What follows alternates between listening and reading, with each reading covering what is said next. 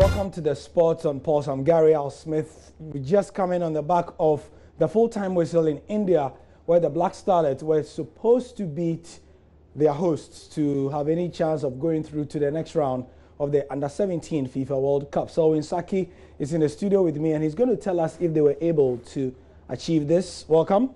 Thank you, guys. So how did it end? Black Starlets finished 4-0 at the end of the game. They sent the host nation out, and they're leading on top of their group with 6 points.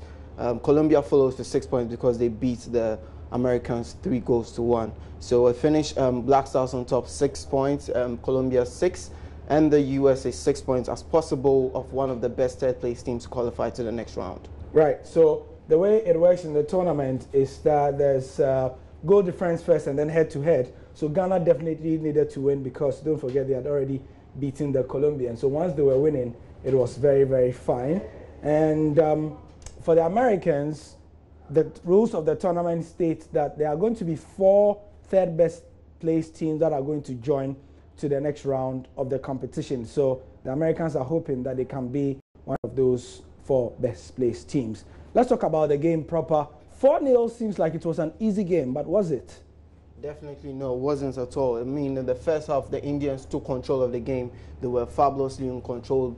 Ghana was nowhere to be found, and they exposed Ghanaians because this Black Starlets team since the tournament, we've not seen any identity. When Ghana youth teams go into tournaments, we see that they have a style of play. Somehow they introduce a multi-system, but in this way, we don't know what Samuel Fabian has, these boys to play. We don't know what they can do. But in the second half, when they calm down and settle into the game and try to string 3 or 2 passes together, they found their shape and created more chances, and that's when the goals started coming. So we've done the talking. Let's show you how the game panned out and how the goals went in.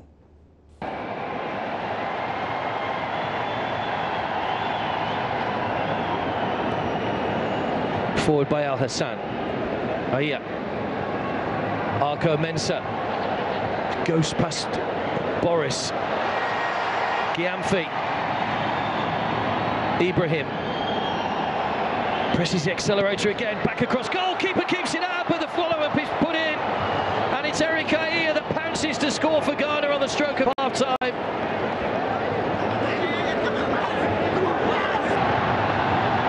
Here it is again.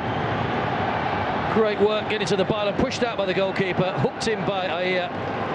And again, India, for all their resilience in front of goal, have been undone just before half-time.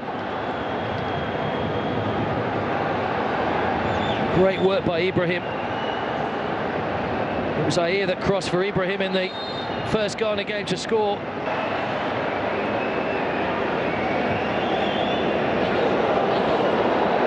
The chance for Ghana, still the ball's not cleared. Ahia! Bottom corner. That could be it for India.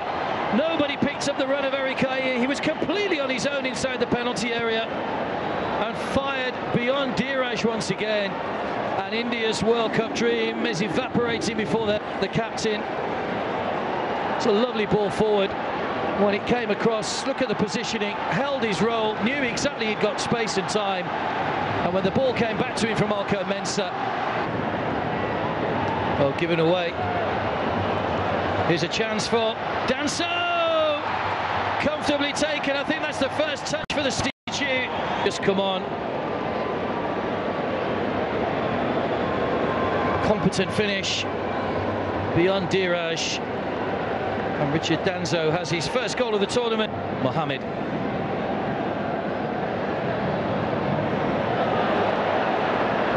Saleh off the post, and the follow-up is put in, and again India sleeping.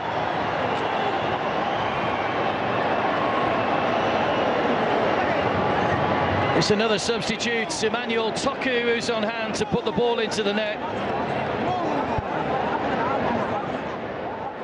And it's tough on India, who conceded. So the celebration like this, yeah, some, interesting stuff. So let's look at the way the table looks like in the group. That's Group A.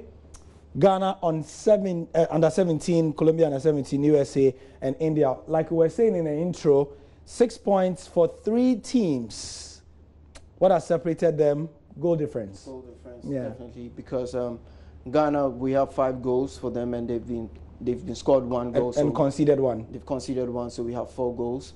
Colombia have scored 4, conceded 3, so they have 2 goals. And the USA have 5 goals, conceded 3, with 2 goals in difference. As well. Yes. Very interesting. So essentially, Colombia and the USA have the same number of starts. Because watch, they have played 3, won 2, drawn 0, lost 1, scored 5, conceded 3, both teams. So the USA, I think, is very likely they'll go through as one of the 3rd best placed teams. So that's the story for the Under-17 World Cup. Now you can see the green there, which means that the countries in green have qualified for the next stage, and the USA, who are in purple or mauve or indigo or whatever shade that is, possible qualification to the next stage of the competition.